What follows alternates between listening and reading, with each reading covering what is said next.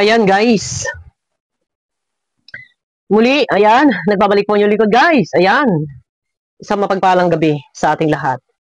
Dito guys, ang ating topic ay patungkol sa mga nagkukuramentado. Ayan, ito, relax lang ha, relax lang. At para wala tayong problema. Pakiusap guys, sa lahat ng ating mga minamahal na viewers, iwasan po natin ang magbas sa jump car, no?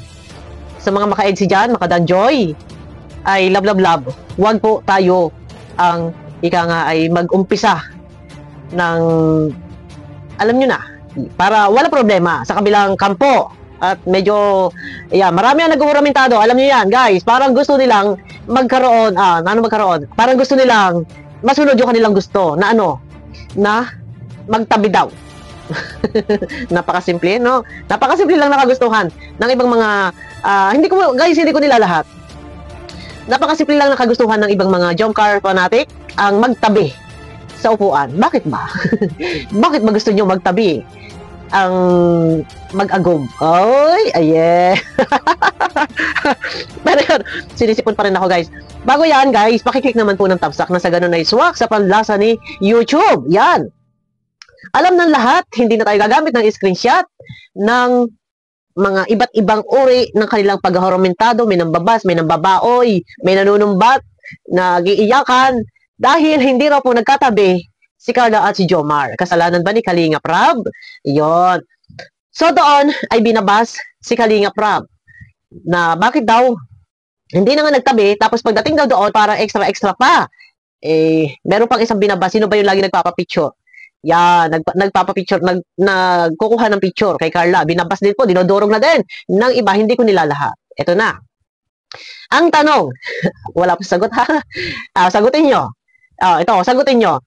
Ang tanong, marapat ba na pagbigyan ang kanilang kagustuhan na magtabi sa sasakyan? Sagot kayo guys, iwas lang sa pangbabas. Napaka-basic po, napaka-simple ng kanilang kaligayahan ang magtabi sa upuan. Baka naman sasabihin na naman ako'y basher. Unawain po natin ang nararamdaman ng ibang mga panatiko na naghuhuramentado at hindi sila masaya. No? Labas na labas sa panunumba. Hindi sila masaya. Ito, huwag niya ibaba si Carla at si Jomar, wala po problema dito sa dalawa. Ang may problema ay yung mga maliligalig. Hindi ko nila lahat, ha?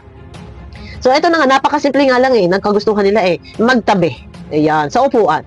Yun na nga, ang dami sumbat. Pagdating daw doon, nawawala daw si Carla. Yung ganyan, para lang daw hindi magkasama yung dalawa. Tapos, extra pa daw. Tapos, gayon pa nga daw, ang highlight pa nga daw ng topic is tampuhan. Ang highlight pa daw ng nila Carla at ni Jomar ay nagtatampuhan. Parang hindi nila gusto. Marunong pa kayo sa direktor naman. So, ito nga yung tanong. Ang tanong, sagutin ninyo. Dahil napakasimple lang ng gusto at ng kaligayahan, marapat bang pagbigyan na magtabi? Marapat bang i-spoiled ang kagustuhan ng ibang mga panatiko na maliligalig na sa sobrang pagmamahal ay naging toxic?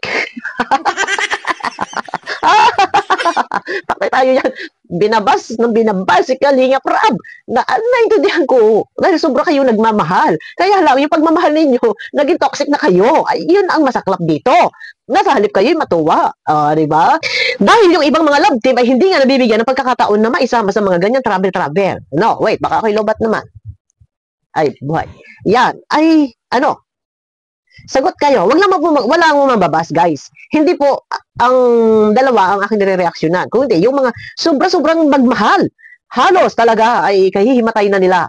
At durugin, halos si Kalinga Prab sa sobrang pagmamahal.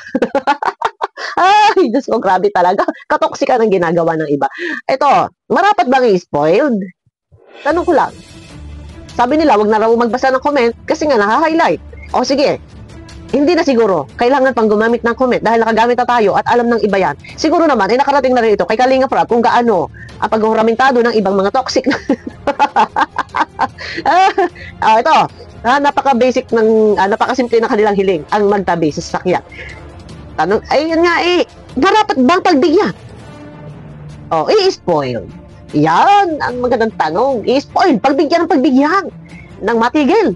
Ay paano, next time, may papunta pang Japan. Yun ang problema doon. Baka pagdating pa, baka kung kailang nandun na sa Japan, saka para labas na labas sa pagharumentado na naman ng iba dito.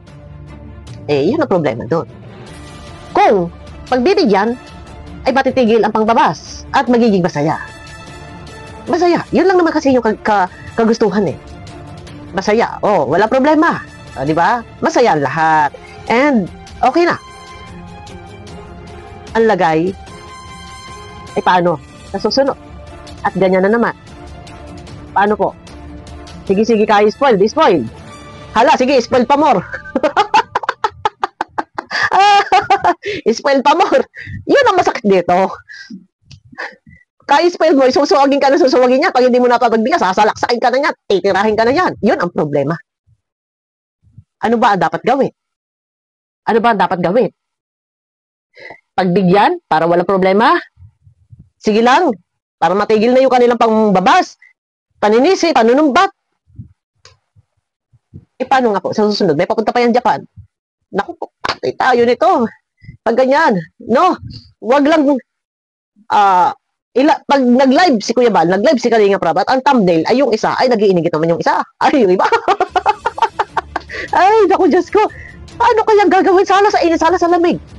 Na hindi nila iniisip, baka yung pangyayaring iyan, ay yun yung tema talaga na kanilang kwento ng love team. Pagdating doon, ay bago inalmahan ng inalmahan at binas ng binas, dinurog. Dahil sa sobrang pagmamahal. Katoksik. Ito, para sa akin. Okay, sige. Para sa pagbigyan, kung gusto pagbigyan ni Kalinga Prab, nang sa ganun ni matigil, ang pagbabas ay ang problema ay paano po? Kung sa tuwin na lang ang laging ganyan, noon pa man, ay wala nang tigil. Pag hindi na nasusunod ang gusto, ay lalamutakin si Kalinga Prab, ay pambihira talaga. Alam nyo guys, sa totoo lang, ang dami nag-report sa akin.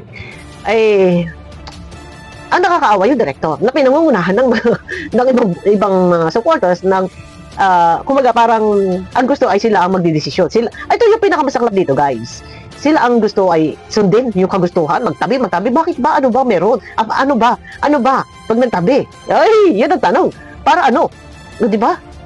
Naku naman. Ay, yun ang maantot dito, guys. Ay, para sa akin, guys, ito ha, sabi ko nga sa inyo, napakasimple na kaligayahan nila ang magtabilaang.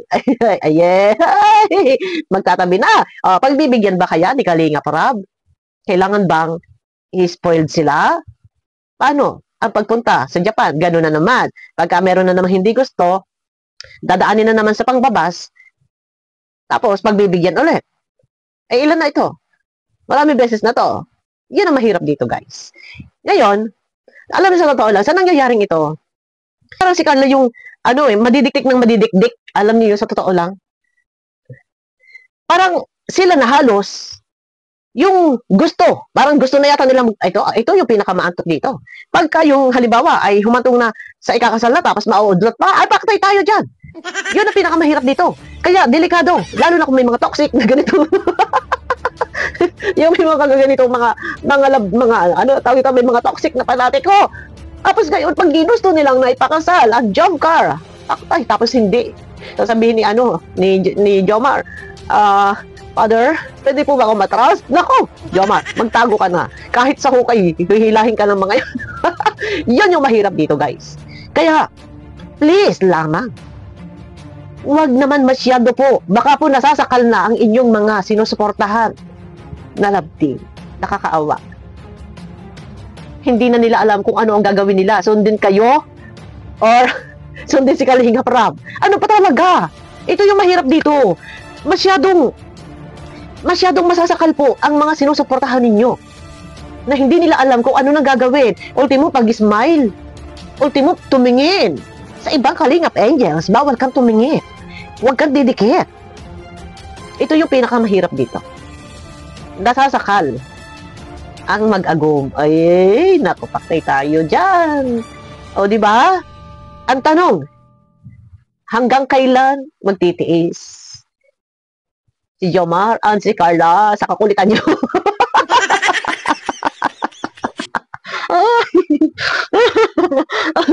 Di ba? Totoo ha? Baka na naman sasabihin na naman ninyo okay ng babas. Ha? Basya na naman ang lagay ko nito. Ay, eto ha, nandito na nga ako ha, kay Jomar at kay Carla. Kawawa naman yung dalawa. Bigtin-bigtin, binibigtin naman ninyo. Eh, wag kayo sobra. Wag sobra. At baka mamaya nga po ay kayo ang masyado sobra. Halos sa kalina ninyo. Oh, wag kang titingin. Wag kang titingin doon. Dito ka lang. Pag sinabi ng, oh, paling. Doon, tingin na. Oh, pikit. Oh, may dadaang babae. Pikit, pikit, pikit.